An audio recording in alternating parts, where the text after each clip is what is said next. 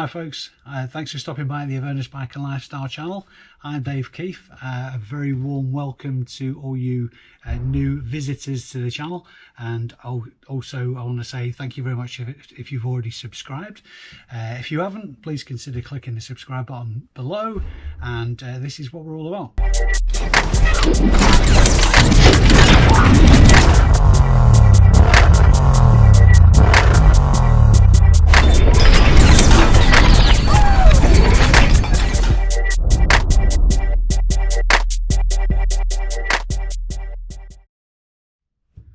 There's two main aims for this channel. First and foremost, it's about biker lifestyle, motorcycles and the social aspects of being a biker. At least my interpretation of that. Obviously everybody's got their own idea, but this is my personal take on it.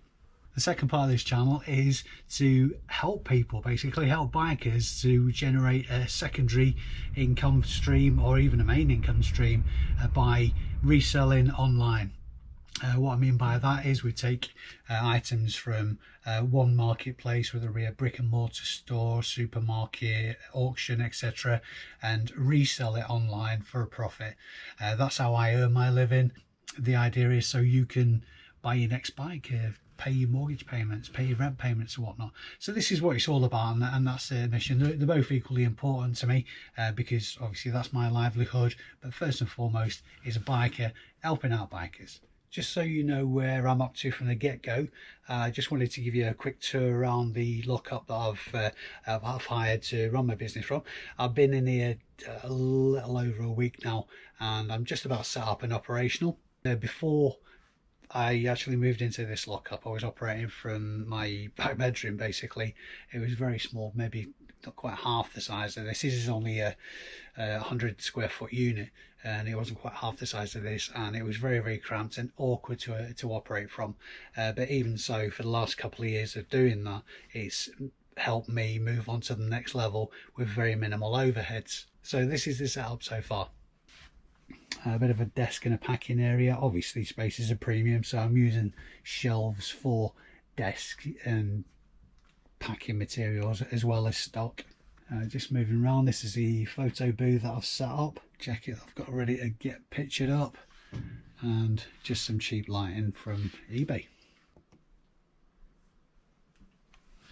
and a testing station. Quite a bit of the stock that I've been buying in is used. Things that are obviously working have still got a lot of life left in them, and basically things that people want to source cheaper than buying brand new. And that's it, that's the setup I've got so far. Obviously it still needs to be a bit of tweaking as I go along for obviously streamlining things and making sure that the process of how I operate is a lot smoother, but that's the basic setup, and I'm pretty happy with it so far. Just want to give a shout out to my good friend Alex Patterson, who built me this workstation, which is nice and very sturdy, box steel. It's actually made from a motorcycle crate. He's a top bloke. In my intro video I mentioned that I started this business with £20 at the back end of 2017, but realistically speaking, you can start a business like this that will create a good income for you and a scalable income from nothing at all. What I did was I went around my house looking for items that I didn't need anymore, and I resold them on eBay. And the money that from that sale, I reinvested, bought more stock and scaled it like that. I keep reinvesting the money I made, and I'm now enjoying the freedom, albeit not at the minute because of the coronavirus thing. I'm enjoying the freedom of being my own boss. So what I'm going to do very quickly is just give you an example of what I mean by just finding stuff that you no longer use at home. Everybody's got a junk drawer or a man drawer, whatever you want to call it, where you've got old mobile phones that you no longer use in there, things like that. There's value in these things. So I just want to give you a bit of an example here. This isn't my personal PlayStation. This needs testing at the moment. I gave no more than probably £4 or £5. This came with a larger bundle as well of accessories and add-ons that I've already listed, but this PlayStation needs testing, which I will do. Realistically speaking, I'm probably looking at £30 to £40 for the bundle. In a nutshell, all you need to know to be successful doing this is three things. One is what to sell. Two is is it going to make a profit? And three, how do you sell it? So what we're going to do now is just move on to how I go about finding profitable items to resell online. It's actually the next day now, and it's actually quite a fortunate thing because the bundle that came with the PlayStation I mentioned, a couple of the items have sold overnight. So I'll just show you those now. The first of those items was a set of PlayStation wired buzzers for it's I suppose a quiz game, and they sold for £9.90 including the postage. Postage on those cost to send those out is £2.95. Royal Mail have just recently put the prices up by 5p, but yeah, £2.95 to ship out. The costs on that, if we round it up to a tenner for argument's sake, so you're looking at £1 for eBay costs, and it's pennies, I think somewhere in the region of 50p for the PayPal fee to process that. So if you consider that it actually didn't cost me hardly anything at all for these extra bits to the PlayStation, you've got a reasonable amount of profit there. The second item was an iToy camera, and this actually had 3 games with it, obviously again for the PlayStation 2. Again, because of the size and weight of it, costs £2.90 to send out. So you're looking at the same kind of return for both of those items. And yeah, that was that. Now, as I mentioned, I deal in used and new stock, and this stock is coming mainly from 3 different locations. For used items, and I'm looking at car boot sales and charity shops. And for new items, I get a lot on clearance from supermarkets and brick and mortar stores. Now, one of the biggest advantages with this business model is you can actually see how much money, or get a good indication of how much money and how much profit you're going to make from an item before you've actually spent any money on it in the first place. So what I'm going to do is give you an example of something that I've picked up brand new from a supermarket on clearance, and show you how I went about finding out if there's any money to be made on it. So the item I picked up is from one of the big supermarkets, is this Aqua Optima water filter jug. Paid £4 for it. It's brand new, never been opened, not a return or anything like that. And this was in the basket. So all I did was go to my eBay app. At the bottom you'll see the search facility. Click on that.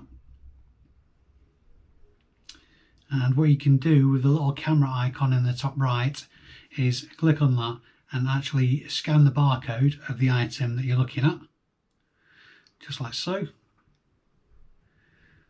And that'll bring up the results. And then all you would do is go to filter and scroll down to sold items and highlight that and click on done. And when you go back to the search results, you'll see all the items that have sold recently, or that item that have sold just recently, and how much they sold for.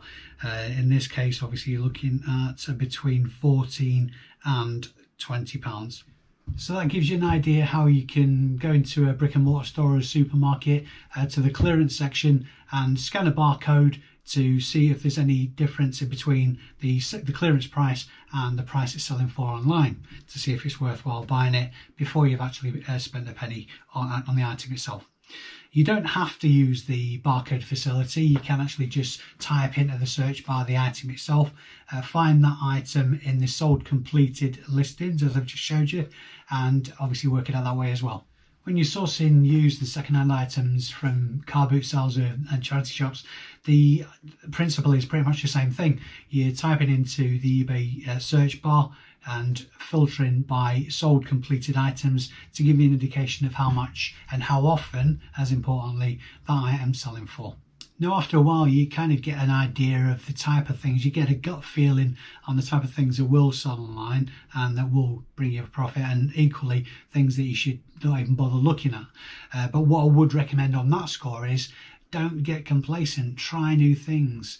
It's always as well looking at things. I've learned so much over the last couple of years, and found value in things that I wouldn't even have realised.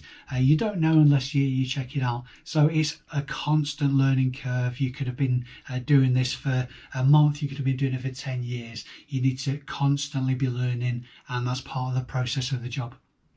So I'm going to wrap this video up here. In this video we've covered the basic idea of how to go about finding out if items have profit in them without actually spending a penny yourself on the item.